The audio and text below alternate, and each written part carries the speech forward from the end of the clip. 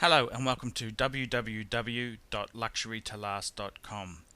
Today we're talking collecting watches and we're talking about being a mini dealer. Now you might ask, what is a mini dealer? Well, a mini dealer is a person who buys and sells wristwatches to fund their future collection. For example, this is somebody who's not solely employed buying and selling watches, but does it as a part-time or a after-hours sort of venture.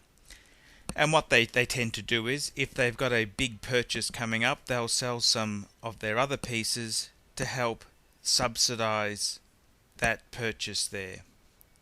Now, that's a very, very interesting way to go about things. I've been a mini dealer probably for about 20 years now, and I must say, I've had some fantastic pieces which I've sold. I have a few regrets, but generally speaking, it's allowed me to buy the next super piece. And it's one of these things. If you solely collect and don't ever sell pieces, it's very hard to try different flavors. For example, I've had a couple of Rolex Presidents. I've got a Patek Calatrava. I've had a few Pateks. And generally speaking, those exceptional pieces, for a normal middle class person, it's very hard to have a collection of super pieces. So often you would sell some lesser pieces to help subsidize that cost there. Now, being a mini dealer, people have asked me, I've had a few really interesting comments where people have said, what's it like to be a mini dealer? How do you do it? And etc. And I've got to be completely honest with you and say, look, being a mini dealer, the reason I'm a mini dealer and not a full-time watch dealer is because it's actually quite hard to make money out of wristwatches unless you've got a huge stock inventory. And unless you've got sort of like a couple $100,000 worth of stock, it's very tough to actually sell enough watches to make a living out of it. However, if you're a mini dealer, meaning you've got a job somewhere else and you're just doing this as a hobby, you can do okay in it there. I sort of you've got to distinguish the difference between being a dealer and a collector. Now, I'd just like to go through that definition, and I'll explain what I mean. If you're a businessman who is buying watches and selling watches purely for profit, what you would do is when something really good came in that you bought at a low price, you'd immediately sell it if you received a really high offer for it. But as a collector and an enthusiast, often you love that piece and you don't actually want to sell it. Your decision-making process is affected by your next purchase, whereas as a businessman, you're affected by money. So you've got to distinguish between the two if you're a true businessman or you're a watch collector slash enthusiast who sells the watch only when something nicer comes along. And you've got to look at that motivation and understand the difference. I think in many ways I'm a collector slash enthusiast because I've often turned down offers on pieces, and I've often I haven't based my decisions purely for profit. So that's one clarification I wanted to make there. The other thing too is that if you are a business person, I tend to think that if you've got a business where you're buying and selling watches, if you're not careful, your really premium pieces would be cherry picked, and you'd be left with the average sort of stock. So in my case, I've got some really beautiful pieces which I don't really want to sell, and I'll often say no, it's not for sale because I'm still enjoying that piece. If you're a business person as well, money is your motivator for being in the business. And I'll give you an example. I had a Patek Philippe Calatrava. It was actually a quartz Calatrava. I bought it because I'd actually owned this watch twice in total now, and I bought it back because I really loved it, and I enjoyed it for a while. And when I sold it, I actually sold it at the same price I paid for it. Now, let's have a look at that. So, it was a Patek Calatrava 3944. I bought it for a certain price and I sold it for the same price, but I had it for a couple of months. Now, if you're a business person, you would say, geez, that's break even or lose money after you've factored your costs in. Costs being the cost of running your business. However, me being a watch collector and enthusiast, I saw that as, yes, I didn't make any money, I agree, but as I said to a good friend of mine, I got to enjoy that beautiful watch for a couple of months for free. It's like, the way I described it to my friend is, it's like being given the keys to a Mercedes-Benz for a couple of months, using that Mercedes-Benz, and at the end of the couple months, giving it back and getting all your money back. And I said, well, that's just a fantastic experience. In my opinion, I'd give that the thumbs up. However, if you're a business person, solely doing the business for money, you'd have to give that situation, that transaction, the thumbs down. You'd say, well, I didn't make any money on that. Actually, the cost of the money that was tied up in that piece of stock cost me a certain amount, therefore I truly lost money. So that's how you have to look at these type of equations there. Being a mini dealer itself there, the world has really changed. When I first started actively buying and selling pieces, this would have been the late 90s, the world was a different place. The internet was very new for most people, and the newspapers with the classified ads, I used to advertise buying watches in the newspaper, and I'd also sell pieces in the newspaper, and I also would sell pieces on the international market on the internet. And that environment's changed, because what's happened now is that the classified ads in the newspaper are dying. Newspapers are unfortunately losing their stranglehold, and it's just a sign of the times we live in there. The classified ads section is not what it used to be 10 or 15 years ago. So that medium sort of dried up. The internet itself there, as more and more people get involved in the internet, it's made prices more of a level playing field. And what I mean by that is that prior to the internet becoming mainstream, you could buy a watch which wasn't highly regarded in one market, and I have done this. I remember buying a Cartier, Louis Cartier tank mechanical watch in Singapore, and I remember selling it for double in a different market who really wanted that watch. Whereas now with the internet itself, it's brought the price. Those extremes have shrunken. So there are still bargains for one market to another market, but the discrepancies are shrinking because people are more aware of that, and that's just a sign of the times there. So with buying and selling itself there, the internet has really it's leveled the margins. I'm not complaining about it. I'm just stating fact. And another example is that I've got a really good relationship with a vintage watch dealer in the city that I live in. He's a friend of mine, and I've done a lot of business with him. And he's a very honest dealer, and I really he's got a great shop. And I've occasionally given him some pieces on consignment. And the thing is, in our country that we live in, we have a thing called the GST. That's the Goods and Services Tax, which is 10%. And obviously, him running a shop, he's got quite high overheads. The rent's very high. He's got staff. And I certainly wouldn't begrudge him making some profit on the watch. He has to make something from my deal to justify having it in his window, which is fair enough. But so by the time you add on the GST, a margin for him, and obviously I want a margin, otherwise it's pointless me selling it.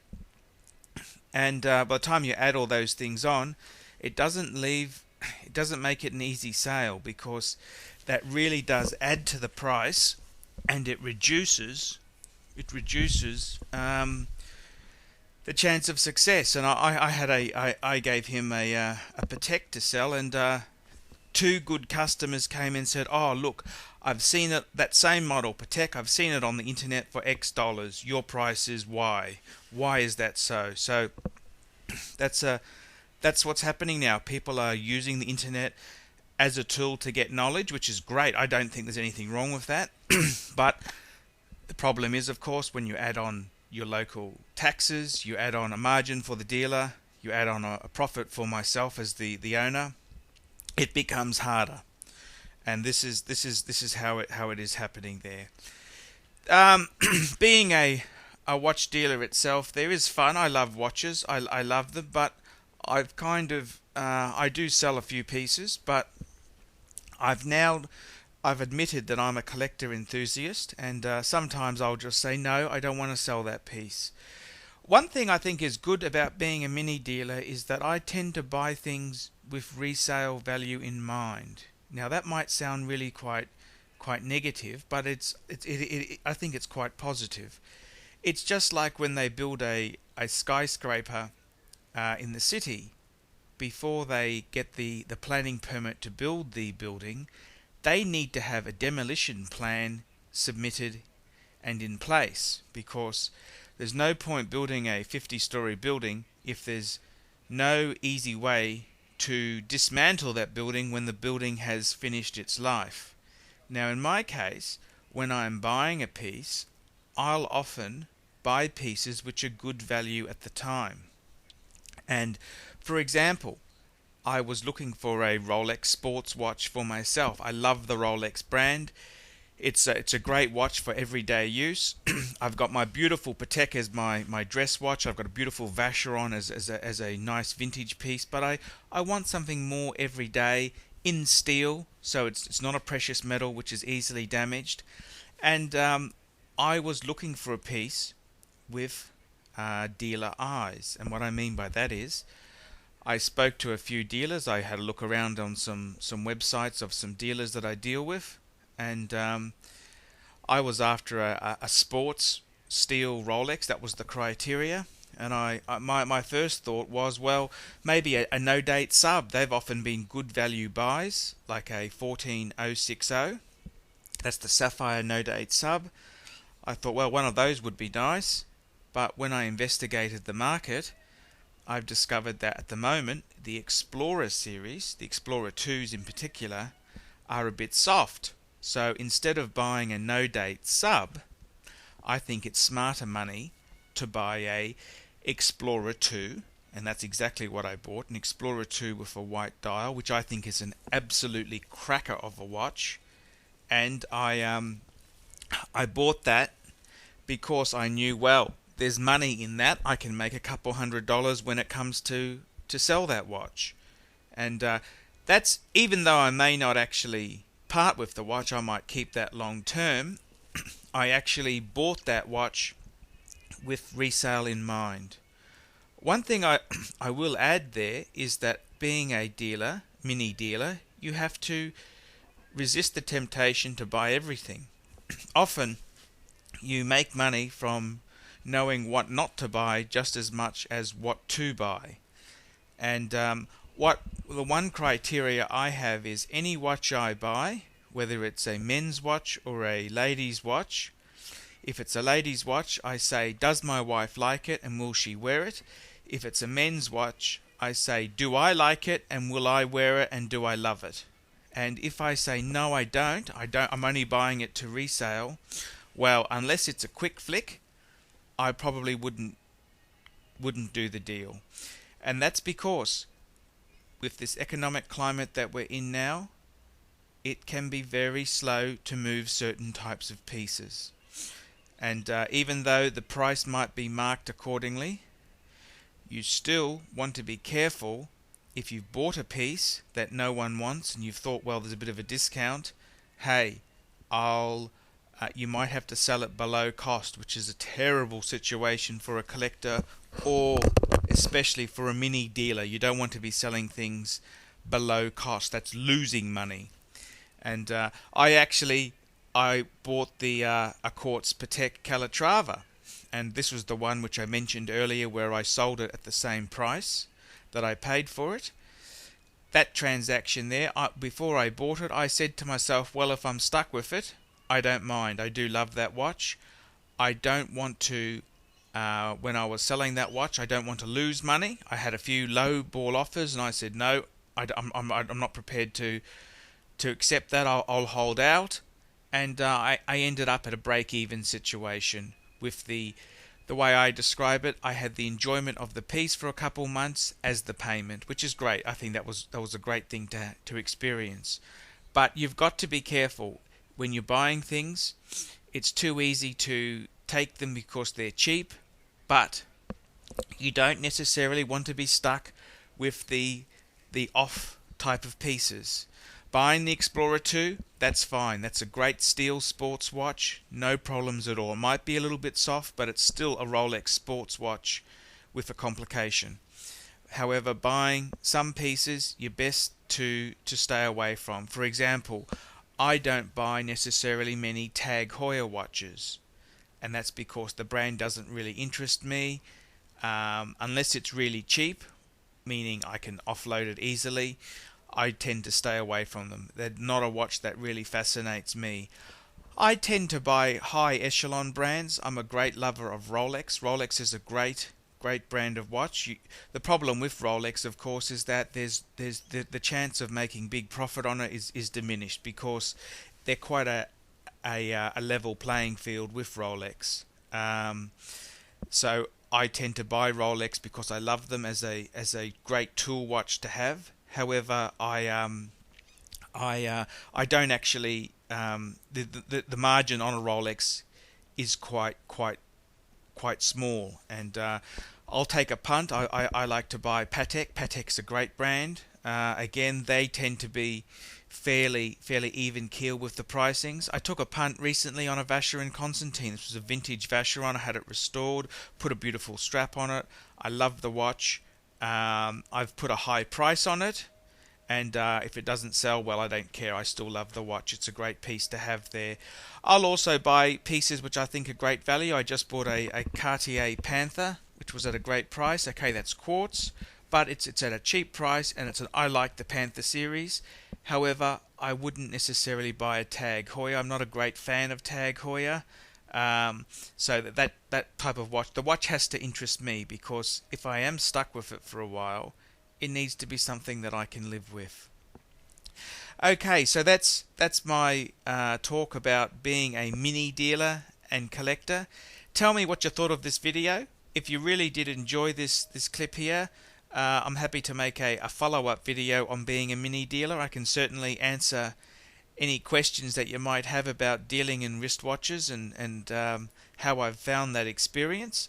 Please post some comments on this video or email me, and I'm happy to answer any queries. And the most important thing to do is to have fun with your collection. And I must say, I've really enjoyed my watches. I love them, and they're just great. They're just nice things to have on your wrist and to admire, and I'm really quite pleased with them. At the end of the day, it's all about having some fun. You've got to do something which makes you happy, and if that's having a couple wristwatches, well, I can't think of a better way to have some enjoyment. Thanks very much for watching this clip, and don't forget to come to my website www.luxurytolast.com. Thank you.